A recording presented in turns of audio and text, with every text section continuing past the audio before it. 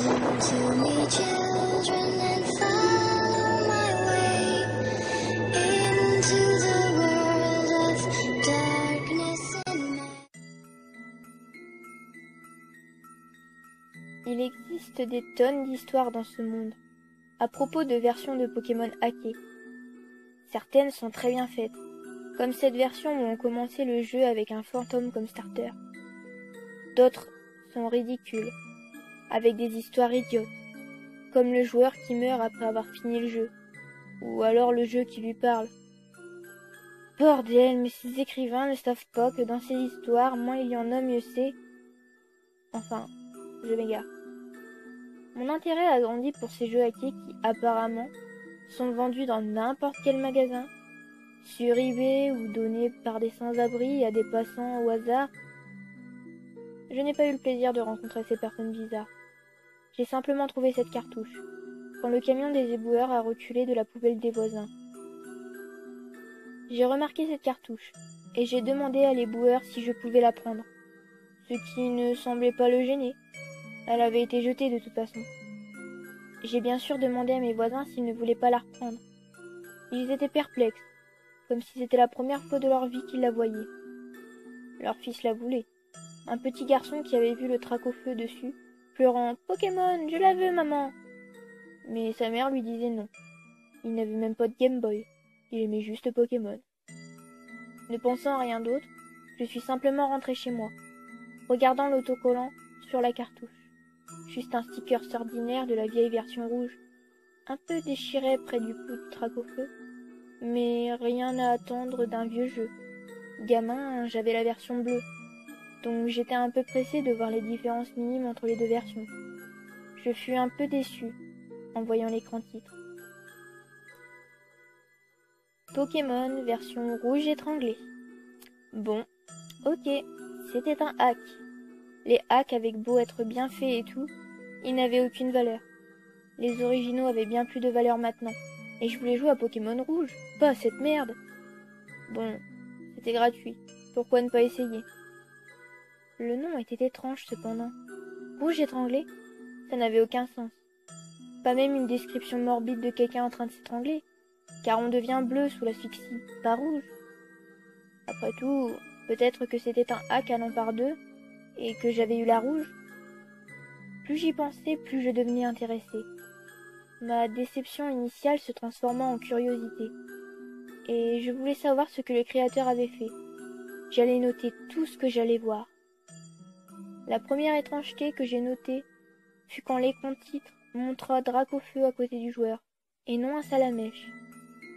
De plus, il ne changeait pas comme dans les versions originales.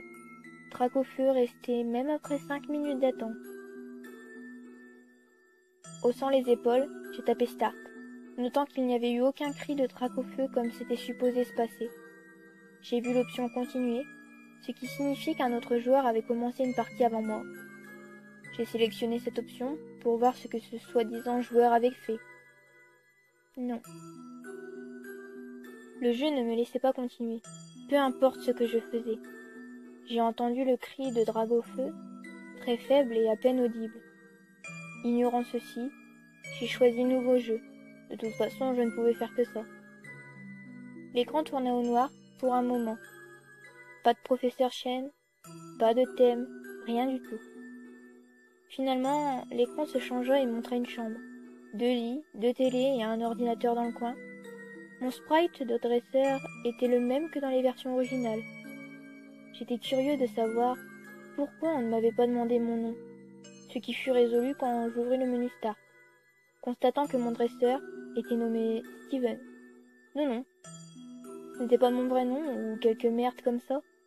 Ce jeu n'était pas autosuffisant ou hanté, c'était juste un nom par défaut.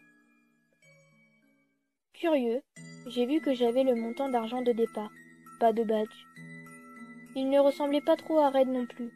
Ses cheveux étaient plus longs, atteignant presque le bas de son dos.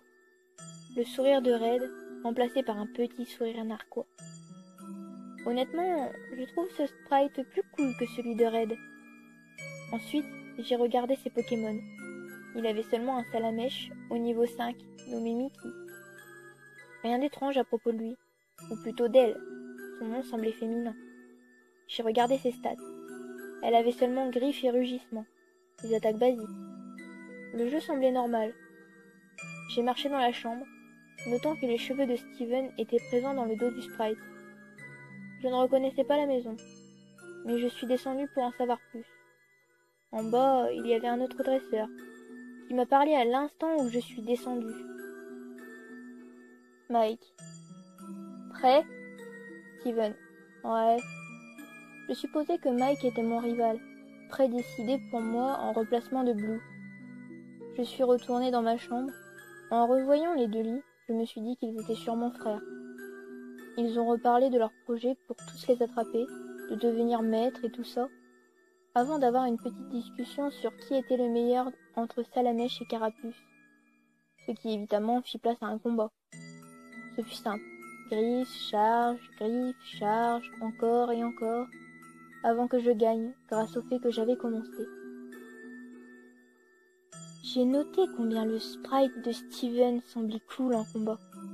Il avait une pose différente de Red, ses cheveux dans le vent. C'était presque rien, mais c'était quand même mieux. J'ai quitté la maison après quelques discussions avec mon frère. Je me suis rendu compte qu'elle était située dans la périphérie ouest. J'étais donc curieux de voir la maison de Red. Sa mère était à l'intérieur. Quand je lui ai parlé, elle a commenté le style de mon personnage, disant qu'il était bel homme. Puis elle a parlé du fait qu'elle serait fière à son tour quand son fils deviendrait dresseur Pokémon. Red était en haut, en train de jouer à la NES, disant « Je serai le meilleur quand ce sera mon tour ». Je commençais à aimer ce hack. C'était intéressant. Une aventure complètement différente. Un personnage différent qui semblait avoir une histoire, une réputation, une histoire dans sa ville, une vraie personnalité au-delà d'un protagoniste silencieux. Les personnes dans la ville lui parlaient telle une vraie personne, et pas sur des conseils pour dresseurs débutants pourris. Même la sœur de Blue avait un nouveau dialogue. Et il semblait être en couple, car la conversation se finissait sur un baiser et un cœur au-dessus de sa tête. Le professeur Chen m'a juste souhaité une bonne aventure et m'a donné mon Pokédex pour m'aider dans ce but. Il ne me l'a pas donné pour le compléter, comme dans chaque opus. Il me l'a donné dans un acte de gentillesse, pour m'aider, comme un cadeau. J'aimais ce hack de plus en plus chaque seconde. Il y avait vraiment un fond d'histoire maintenant.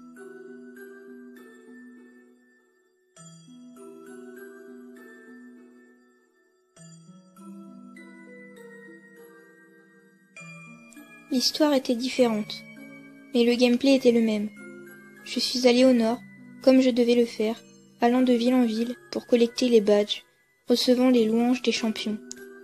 La renommée de Steven semblait se répandre, à tel point que les PNJ allaient lui parler pour le connaître. J'ai utilisé mes ki pour chaque combat, et elle montait de niveau vraiment vite. Elle a battu Pierre aisément, même battu Ondine sans problème. Elle n'était pas affectée par les attaques super efficaces ou autres. Elle faisait plus de dégâts qu'un Salamèche normal. Elle était incroyable. Elle est même devenue un Dracofeu au niveau 35. Pas mal du tout, je dois dire. Les choses commencèrent à devenir bizarres lorsque je suis arrivée à l'avant-ville. Je sais, l'avant-ville est le point culminant de chaque histoire bizarre. Mais c'était le seul endroit vraiment différent.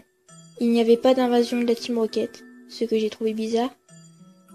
Et je me suis rappelé qu'on était dans le passé, donc rien d'étonnant. J'ai essayé d'entrer dans la tour Pokémon dans le but d'avoir un Fantominus. Mais c'est le moment où ça commença à devenir bizarre. Steven, je n'ai pas de raison d'être ici. Steven ne voulait pas rentrer dans la tour, peu importe ce que je faisais. C'était bizarre. Je veux dire, il y a des milliers d'endroits à Kanto où vous ne devriez pas rentrer. Les petites maisons avec rien d'autre que les enfants des PNJ, par exemple. Pourquoi Steven ne voulait pas entrer? Mais, raisonnant, je me suis dit que je n'avais pas besoin d'un Fantominus, comme Mickey pouvait tout contrôler. Donc j'ai continué ma route, car l'avant-ville n'avait aucune autre utilité que le centre Pokémon. Le jeu continua normalement, et au bout d'un moment, j'ai fait mon chemin jusqu'au Conseil des 4, que j'ai battu. Comme avec Blue, mon frère était là avant moi. Commença le combat, que Mickey gagna sans problème. Les conséquences après le combat étaient plaisantes.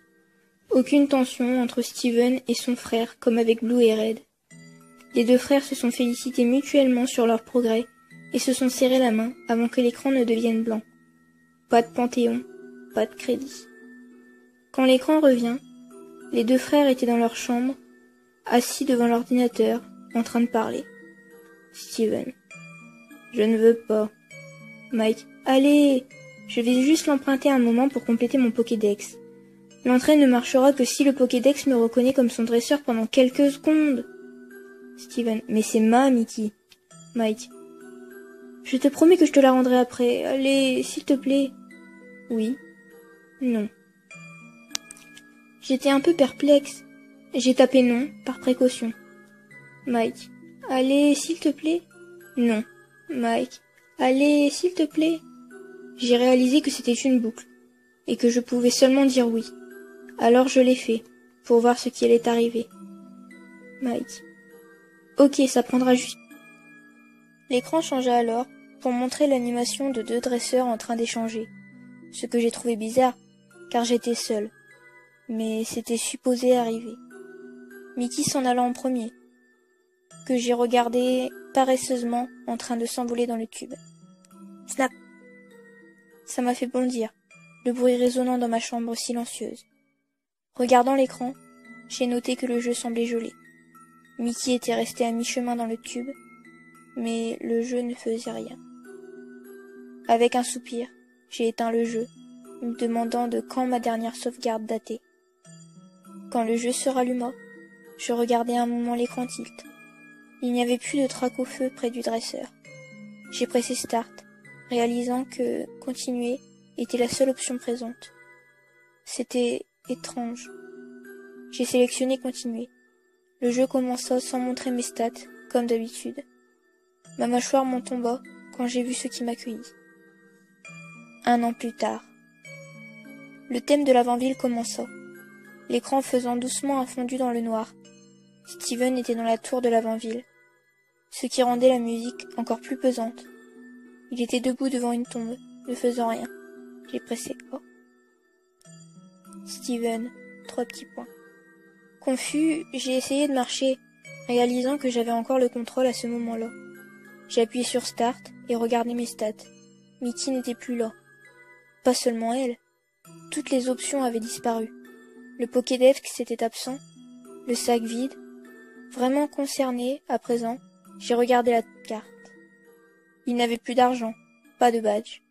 Son temps de jeu était de 8795 heures, ce qui était impossible, car j'avais joué seulement 30 heures en tout. Mais ce n'était pas la partie la plus bizarre. Son image, l'image du beau jeune homme qu'il était, confiant et cool, n'était plus. Il était différent. Ses yeux étaient blancs, son expression triste, son sourire était parti, remplacé par une expression laconique. Ses longs cheveux, auparavant soignés, étaient maintenant sales et mal peignés. Je ne pouvais plus le regarder plus longtemps. J'ai fermé le menu et j'ai commencé à sortir de la tour. À chaque pas, le jeu semblait comme si un Pokémon était empoisonné. Je déglutis et regardai à nouveau la carte. Son image devenait encore pire. À chaque pas, sa tête pendait un peu plus. Ses épaules s'effondraient. Il se courbait toujours plus. Depuis le temps, j'étais sortie de la tour. Il était sur les genoux, les mains sur la figure, ses cheveux drapés autour de lui. Je me disais que quelque chose allait se passer, mais rien. Ça commença à faire germer une idée dans ma tête. Je me suis toujours demandé pourquoi, dans les jeux originaux, il n'y avait pas de maître avant votre rival. Pourquoi vous, le protagoniste, devez battre votre rival, quand lui a juste attendu, sans précédent maître à vaincre. Enfin, ça m'a frappé. La réponse était évidente. Le précédent maître avait abandonné. Sa précieuse Mickey était apparemment morte, et une partie de lui était morte aussi. Son Pokédex, les autres Pokémon, ses badges, sa renommée, il a tout laissé tomber. Cette année, l'année où il l'a perdu, l'année d'où toutes ces heures venaient. J'ai fait le calcul. Il y a 8765 heures dans une année. Ajoutez à ça mes 30 heures de jeu. Donc, même si le jeu continuait, ce devait être une sorte de fin, je crois. Je veux dire, qu'y avait-il d'autre à faire? Je n'avais pas de Pokédex, pas de Pokémon, rien. Qu'est-ce que j'étais supposé faire? J'ai parlé à tout le monde dans la ville. Ils disaient des choses similaires. Steven n'a jamais répondu. Et il disait les mêmes choses en boucle. Je ne pouvais pas éteindre le jeu maintenant, c'était trop bizarre. Curieux, j'ai marché dans les hautes herbes. Je n'avais pas de Pokémon. Je me demandais comment le combat allait se dérouler. Le Rattata sauvage s'enfuit loin de vous. Le combat se termina sans rien d'autre. C'était certainement intéressant, et ça arrivait avec n'importe quel Pokémon rencontré. Le Roucoule sauvage vous ignore. Le Ponyta sauvage s'écarte. La musique n'avait toujours pas changé. Peu importe où j'allais, la musique de l'avant-ville me suivait. Ma frustration était fixée à l'atmosphère dépressive, faisant de tout ça une expérience à la fois innovante et inconfortable. Mais je n'allais pas pleurer. Je commençais à devenir un peu énervée aussi. Personne ne me disait rien, à part leurs condoléances, et essayait de me donner des objets, comme soda cool ou café, ce à quoi Steven répondait. Steven. Non. Je me suis frappée mentalement pour mon idiotie, réalisant soudain combien la réponse était claire et évidente. Pour Palette, bien sûr. Quand je suis arrivée, après un long moment, car sans Pokémon volant ou bicyclette, j'étais bien obligée de marcher. De plus, Steven semblait marcher 2 fois plus lentement que normalement. Rien n'avait changé. J'ai d'abord parlé au professeur Chen. Professeur Chen, ces choses arrivent. Tu n'as juste pas eu de chance. J'ai essayé avec la sœur de Blue. S'il te plaît, ne pars plus de la maison à nouveau. La mère de Red ne voulait même pas me parler. Sans autre réponse ou endroit où aller, j'ai marché à l'est pour trouver ma maison. À l'intérieur, il y avait Mike, mais lui parler était inutile. Mike. Je suis tellement désolée. J'y réfléchis un moment pour savoir si c'était la fin. Steven semblait ne rien vouloir faire, mais parcourir le canto était inutile, car tout le monde semblait n'en vouloir qu'à son deuil. Je suis montée dans la chambre et ai marché jusqu'au lit. Steven. Je vais dormir. L'écran fit un fondu pour un moment, mais quand il revient, le monde semblait avoir une teinture noire, et le sprite de Mike était étendu sur l'autre lit. Je supposais que c'était la nuit. Steven. Je vais le faire. Faire quoi? Je n'en avais aucune idée. J'ai essayé d'inspecter toute la chambre. Rien ne passa. Bientôt, j'ai quitté la maison, et une autre boîte de dialogue apparut. Steven, il peut la ramener. Il peut tout faire. Mais c'était quoi ce il? Quelque chose qui pouvait faire n'importe quoi? Me demandant quoi faire, j'ai essayé de quitter le bourg Palette. Steven, pas par là. Il ne voulait pas aller plus loin. J'ai essayé les maisons. Steven. Au diable, ces maisons. J'ai haussé un sourcil, oubliant pour un moment que ce n'était pas un vrai jeu Pokémon. La vulgarité m'avait troublé. J'ai continué à chercher une solution, mais il n'y avait rien à faire. J'ai accidentellement fait un pas sur l'océan, et Steven a continué de marcher dessus. Le dessus de son sprite seulement était visible, comme les nageurs. Je ne savais pas qu'il savait nager. Steven. Celui qui manque. Celui qui manque? J'ai fait une pause un moment. Non, ça ne voulait pas dire... Bon... Je n'ai pas essayé le bug de Myssigno sur cette cartouche. Mais c'était ce que c'était. J'ai nagé jusqu'à la rive droite de Cramoisil. J'ai commencé à me sentir mal. Silence. Le thème de l'avant-ville avait stoppé. Il n'y avait aucun bruit, là où il n'y avait aucun Pokémon. J'ai continué de surfer de haut en bas sur la côte, quand... un Myssigno sauvage apparaît. Steven, à moi. Le Myssigno sauvage est attrapé. C'était quoi? Steven n'avait rien fait. Juste commandé à cette atrocité issue de données corrompues de le rejoindre. Non, de venir en sa possession. Et il l'a eu. J'étais encore plus dérangée par tout ça.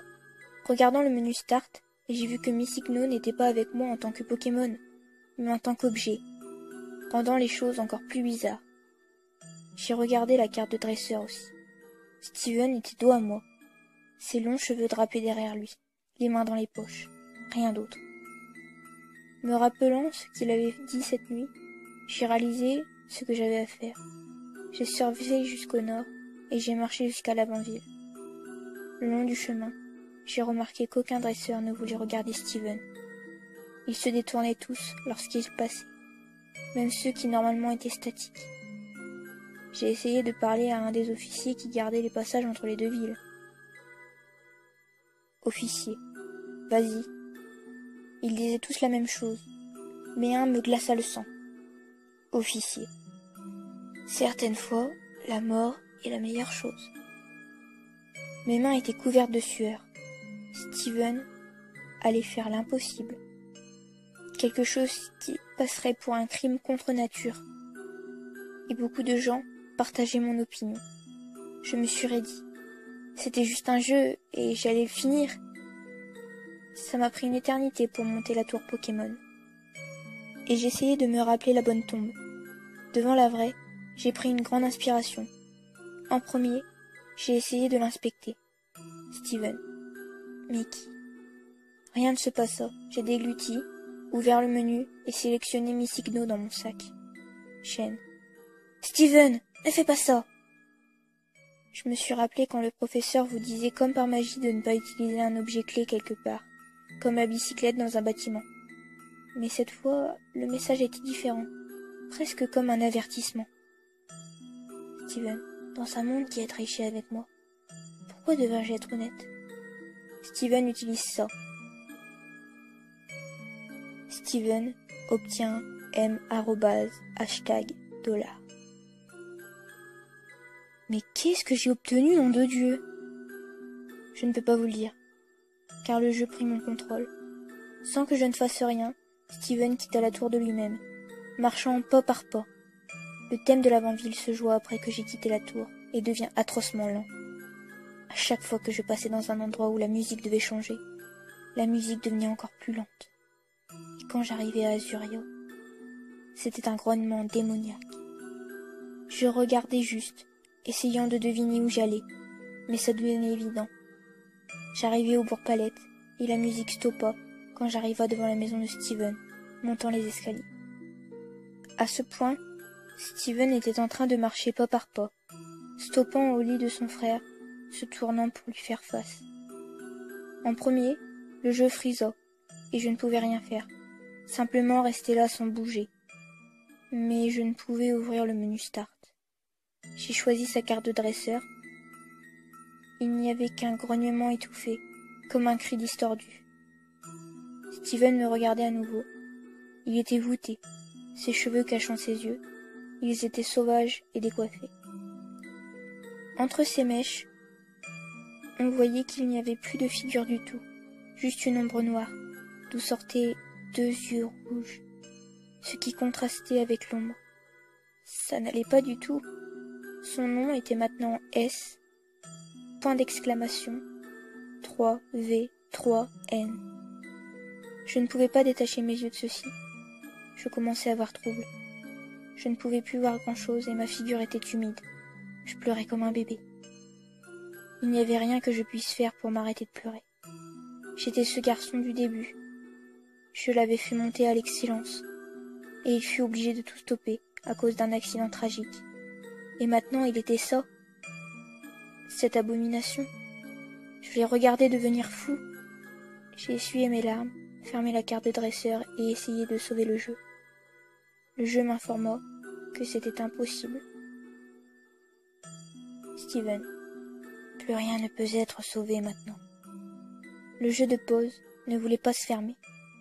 Je n'avais qu'une option. J'ai ouvert le sac. Rien ne se passa. J'ai regardé mes Pokémon. Il n'y en avait qu'un, un seul, qui avait 0 PV. Son statut, mort. Son nom, $. Je l'ai sélectionné. Statut, c'est elle. Changer. Jamais. Fermé. Non. Étranglé. Mes doigts tremblaient. J'ai sélectionné étranglé, et le menu se ferma, montrant Steven dans la chambre à nouveau. S, point d'exclamation 3V, 3N. Au revoir. Snap. Le jeu s'éteignit de lui-même. J'étais plus éberlué qu'effrayé. Un peu choqué, j'ai rallumé, l'écran titre montrant S, point d'exclamation 3V, 3N. Le maniaque. Et un drague au feu horriblement glitché. J'ai appuyé sur Start, j'ai choisi Continue. Tout ce que j'ai vu était un zoom hors de bord palette, montrant la maison de Steven à l'ouest, entourée par les hautes herbes, bloquée loin de la ville par des pierres immuables. L'image était complètement statique, sans musique ni mouvement, avant de fondre au blanc, revenant à l'écran titre. J'ai vu un dresseur et un drac au feu. J'ai choisi Continuer. Non. Come to me, children, and follow